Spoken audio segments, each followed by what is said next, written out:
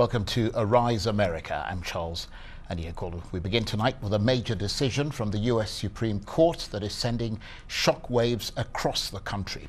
In a very close vote, the justices are upholding President Trump's ban on travel from several mostly Muslim countries. The decision rejects the challenge to Mr. Trump's policy on the dual grounds that it discriminates against Muslims and that the president exceeded his authority. It's being seen as a major win for Mr. Trump. Well, that's certainly how he sees it. Well, for more on the decision that's dividing the nation, we turn to our chief Washington correspondent, Eric Ham. In a 5-4 decision, the court actually sided with the president's third iteration of the travel ban, in a decision that saw conservative justices band together and make the ruling. Chief Justice John Roberts wrote for the majority that the president was in his authority to actually issue this decision. And what's important to note that this was the third iteration of the travel ban. Remember, we saw when they initially announced the travel ban, it was much derided and criticized by many. In fact, many of the lower courts actually sided against the president, and then the president went back and then they rewrote the decision, and then that travel ban too was shot down by the courts. But it appears that the third time is the charm for the President of the United States as he finally gets his travel ban. The ruling shows that all of the attacks from the media and the Democrat politicians are wrong, and they turned out to be very wrong. And what we're looking for as Republicans, I can tell you, is strong borders, no crime. What the Democrats are looking at is open borders, which will bring tremendous crime. Now, it's important to note that this version of the travel ban actually expanded the ban of countries that were included. So it wasn't just Muslim countries or African nations, but the third iteration of the travel ban included countries from South America, namely Venezuela, as well as North Korea.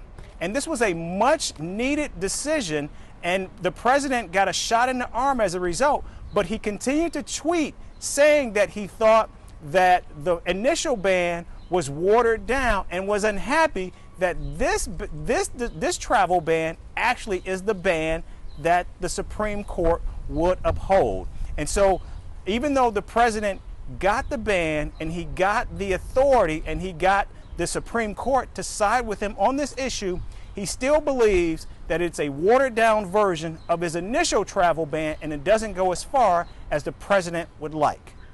Charles, back to you. Eric, thanks very much indeed. Eric Ham, our chief Washington correspondent there. Well, watered down or not, the Supreme Court's decision is extremely concerning for groups that defend immigrants' rights. Arise America correspondent Sheri Richardson spoke with Hasan Shafiqullah. He's the attorney in charge of the Immigration Law Unit at the Legal Aid Society in New York. Hasan Shafiqullah, thank you for joining us. First of all, what was your reaction when you heard this decision? Incredible disappointment. We were sure that the Supreme Court would do the right thing and recognize that this ban was born out of animus against Muslims. This isn't about keeping America safe. It's not about carefully vetting who comes into the country. It's about categorically saying people from certain countries, because they're from mostly Muslim countries, shouldn't be allowed in here at all. So we hoped that the Supreme Court would say what we think is correct, that this is unconstitutional. You can't do that. Now, I was just about to ask you that. Is this unconstitutional religious discrimination? So in my opinion it is, but unfortunately what the Supreme Court says determines what is constitutional or not. And so 5 of the 9 justices found that it is not, and that the government had a rational basis for doing what it did. Could this ruling possibly add more countries?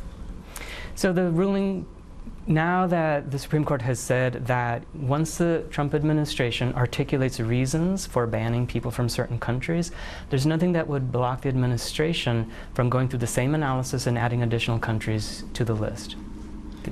So in terms of, this is for Muslims. Well, first let's keep talking about this situation. What's next? Is there any way to reverse this decision? And if so, how?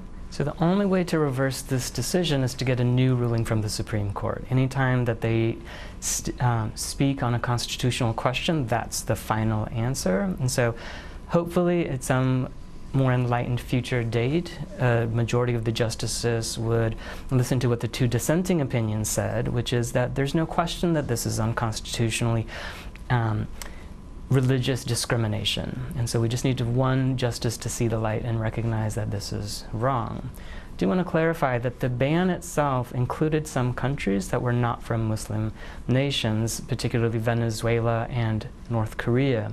The litigation challenging the ban didn't challenge those countries' restrictions. They challenged only the countries that were majority Muslim.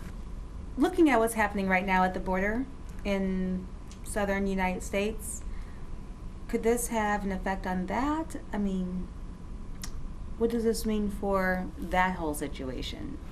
So what's happening at the border right now is an influx of individuals, mostly from Central America, where the conditions there are terrible, and as a humanitarian cry for help, people are coming to our border and saying, give us protection under the UN Convention on Refugees, which we're a signatory to, that if I meet the definition of a refugee, grant me safe haven in the United States. So nothing that happened in today's decision should affect what's happening with the migrants. If anything, we hope that the Trump administration would recognize that our obligation to international law and to our own laws, to our statutes that say when somebody is in danger in their home country and seeking safe haven in the U.S., don't turn them away. You have an obligation under the law to at least allow them to make their case to you. So the banned countries and the justifications given for the ban, that certain countries are a danger to us, there's no basis in law or fact to say that these Central American countries where people are fleeing violence are bringing danger here, that they're inherently dangerous to us. Like in terms of this decision by the Supreme Court regarding these countries, why would they possibly rule in this way? So the reason the Supreme Court ruled the way it did is that they used a standard of review which is very low. So the Supreme Court could say there's three standards of review for constitutional decisions. Either strict scrutiny, like for racial decisions. The government has to have a very strong reason to say we're going to treat people of certain races differently. So a strict scrutiny analysis is very hard to overcome. Heightened scrutiny is less stringent, but the lowest level is rational basis. If the government has any rational basis for doing what it's doing, the Supreme Court is going to say, may not be the way that we would have decided this, but the government is being rational, right? They're not being crazy, and so we're going to defer to their decision making.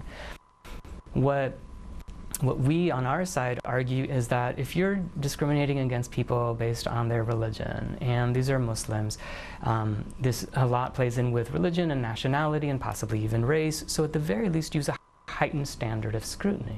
And if there were a heightened standard of scrutiny applied by the Supreme Court justices, we believe that the ruling would have come down against the Muslim ban. They would have said, you can't justify this. The majority of the court, unfortunately, used the lowest level of scrutiny, rational basis review, saying, well, the government has articulated security concerns. They're saying that we've done an analysis and that these countries are a danger to us.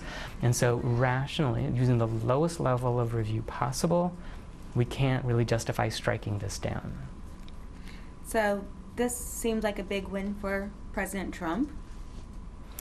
It's a big win for President Trump, and the worry is that this will embolden him to take other dramatic actions that we believe are unconstitutional, and that we'll have to fight each one in the courts all the way up to the Supreme Court. But this does open the door to more what we think is executive overreach and unconstitutional action on his part.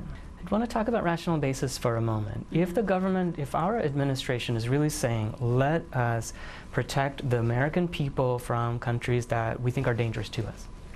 Take a look at the 9/11 attacks here in New York City, where the attackers were from Saudi Arabia, all of them. And so now you have a group of people who are bent on causing harm to the United States, all from a certain country, not on the list of countries that were subject to the ban. Some countries that are on the list have never done anything to harm the United States' interest. And so even under a rational basis review, it doesn't make sense. It's not narrowly targeted to get at the people who are trying to hurt us. So in your rationale, why is this happening? These are countries that the Trump administration feels that it has the latitude to antagonize and score political points on. It's not about keeping America safe. And when you mean score political points, give me some examples.